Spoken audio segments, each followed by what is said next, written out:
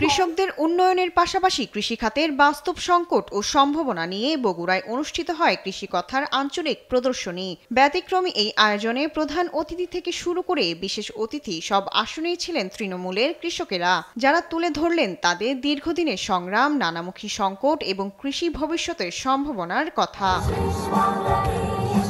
বিএনপির ভারপ্রাপ্ত চেয়ারম্যান তারেক রহমানের রাষ্ট্র সংস্কার ভিত্তিক ৩১ দফার মধ্যে ২৭ দফাকে ঘিরে শুক্রবার বিকেলে ব্যতিক্রমী এই আয়োজন হয় বগুড়া শেরপুরের ছাতিয়ানী উচ্চ বিদ্যালয় মাঠে। কৃষিকথা প্রামাণ্যচিত্রের মাধ্যমে তুলে ধরা হয় কৃষিখাতে নানা সংকট ও সম্ভাবনার কথা। তেল, সার এরা আমরা যদি ন্যায্য মূল্য পাই তাহলে কৃষির আমাদের উন্নয়ন করা সম্ভব হবে। আমাদের তারেক রহমান কৃষকের উপর মনোরঞ্জের অনুদান রাখবে বা কৃষকের উপর নজর রাখবে, এই জন্যই এই কথাগুলো তো ভালোভাবে শুনলাম। উপযুক্ত সময়ে সার ব্যবহার করা উচিত।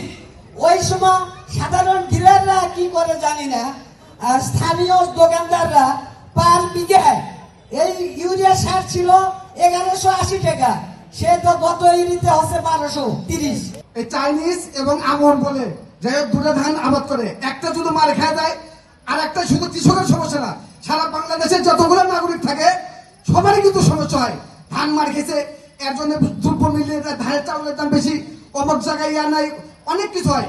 আমার সবার কাছে প্রশ্ন হচ্ছে, শুধু কি জমি কি আমাদের শুধু এই দুইবার এই আপনার বীজ উৎপাদন করার জন্য কি জমি, নাকি সারা বছর আমরা 4 বার আবাদ বসত করতে পারি আমরা সেখানে? অনুষ্ঠানে সভাপতিত্ব করেন বিএনপি নির্বাহী কমিটির সদস্য ফজলুর রহমান খোকন। এ সময় প্রামাণ্যচিত্রের নির্মাতা ইঞ্জিনিয়ার হাবিবুর রহমান উপস্থিত ছিলেন। তারা জানান, বিএনপি ক্ষমতায় গেলে কৃষক সংগঠন গড়ে তুলে কৃষি পণ্যের ন্যায্য দাম নিশ্চিত করা হবে। আপনার প্রতি কেজি আলু উৎপাদন করতে খরচ হয়েছে প্রায় 20 থেকে 21 টাকা, কিন্তু আপনারা দাম পেয়েছেন 10 থেকে 12 টাকা, তাই না? তাহলে এই যে প্রতি কেজি আলুতে 10 টাকা লস হলো, এই লসটা কেন হলো? এই প্রশ্ন শুধু আপনাদের নয়, এই প্রশ্ন করা উচিত বাংলাদেশের প্রতিটি বিবেকবান মানুষের, এই প্রশ্ন করা উচিত প্রতিটি রাজনীতিবিদের।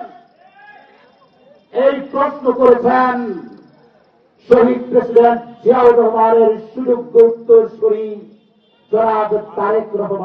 দেশের প্রতিটি উপজেলায় কৃষিকথা প্রামাণ্যচিত্র প্রদর্শনের মাধ্যমে কৃষকদের ইতিবাচক ভাগ্য উন্নয়নে কাজ করে যাবে বিএনপি, বলছেন আয়োজকরা।